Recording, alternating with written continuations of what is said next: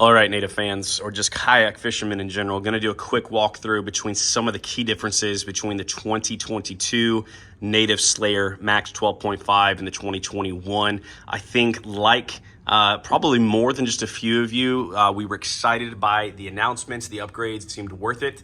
So we'll eat a little bit of the cost and pay the difference. I did, not regretting it at all so far.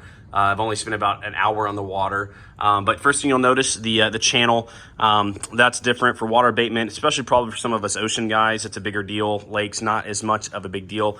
Probably won't hit all of the differences. You can watch Native's Instagram or Facebook video, or finally their updated website that has the 2022 model lineup on there for the Slayer Max 12.5. But I'll tell you, the thing that I noticed the most, and I love, and I wish they had done this earlier, is the addition of 6 scuppers, 6 additional scuppers. We went from 4 total on this boat, a 12.5-foot boat, 4 scuppers to 10.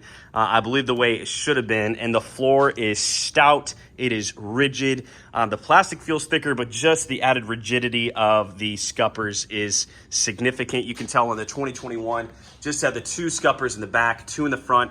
What that led to, and also because of the plastic base, the molded base, I'm 6 foot, 250, so yes, I'm a husky guy, but the floor of the kayak concaved. That's a warranted hole even. They warranted the original hole because it did that. The second one did the same thing within a few weeks.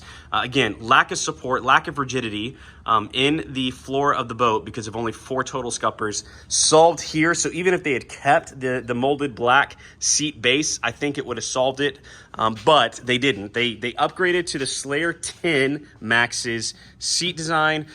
Very stout, rigid, molded in supports here with the tracks. Only 2 spots to connect it in the front, no connection in the back. I actually like that. It's much easier to connect. I know a lot of guys complained about that black molded in thing, getting it in. It really wasn't that hard once you realize there was little grooves to line it up to, but you know, whatever. We'll always find something to complain about.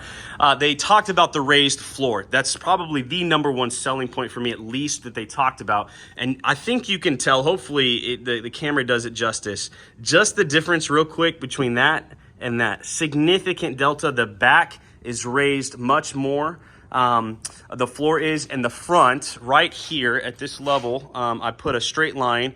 The front floor is raised by 3/4 of an inch versus this guy over here. So huge difference. The steering is a little bit different. Adopted the Native Slayer Max 10 seat steering style, so no plate that goes down, just this plate here. The steering seemed fine, sufficient. Don't think I'll need to upgrade it, even though I did over on the Slayer Max 12.5, the 2021. So again, this 2022 boat, biggest difference has got to be those scuppers. I love the new seat style. The drawer is incredible. The Max switch plate is also a little bit different. It is an inch shorter here versus there. I was hoping I was just going to be able to take the blank plate here, switch it over, since I'm selling that boat, because Native's website has been out of stock for as long as I've been looking. And Starboard isn't as easy to find here, and Home Depot wants to charge 40 bucks for it. Same thing with Amazon, but whatever. I'll complain about that later. Love the boat, love the rigidity of the floor, love the pull-out drawer. You got these little grooves, so I think 3,600 tackle boxes fit here. Nothing to mount or tether our scissors or pliers to. Might have to solve that aftermarket, maybe some kind of track mounted option from Yak Attack.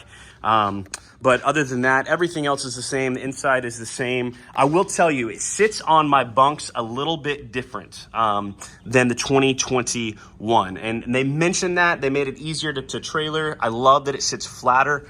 Don't know what they did or how they did it. I can just report that it is indeed a little bit different. But yeah, holler at me with any questions. Just wanted to be kind of a resource for y'all since this is a brand new boat and the details are kind of scant. I'll do an on-the-water review if I feel so brave. I'm not a YouTuber by any means, but just wanted to be a resource and a help for any of you guys that maybe have the 2020 or 2021 Slayer Max 12.5 and are thinking of making the jump.